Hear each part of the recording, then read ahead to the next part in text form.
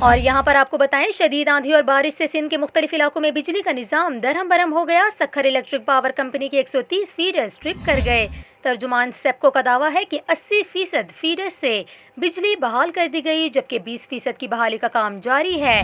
خیرپور اور سکھر میں گرنے والے 11,000 kV کے پولز کی بحالی کے لیے آج سے کام شروع کیا جائے گا، جبکہ خیرپور شکارپور میں بھی بجلی جلد بحال کر دی جائے گی۔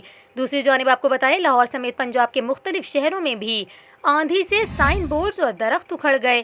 خوشاب میں تیز ہواؤں سے شو روم کا شیڈ کاروں پر گر گیا۔ محکمہ موسمیات کے مطابق آج پنجاب، خیبر پختونخوا، کشمیر اور گلگت بلتستان میں آندھی کے ساتھ بارش کا امکان ہے۔ محکمہ موسمیات کا کہنا ہے کہ سندھ اور جنوبی بلوچستان میں موسم شدید گرم رہے گا۔ آپ کو کراچی کے موسم کے حوالے سے بھی بتائیں، کراچی میں آئندہ 24 گھنٹوں کے دوران موسم گرم اور مرطوب رہے گا۔ شہر کراچی میں فی الحال بارش کا کوئی امکان نہیں۔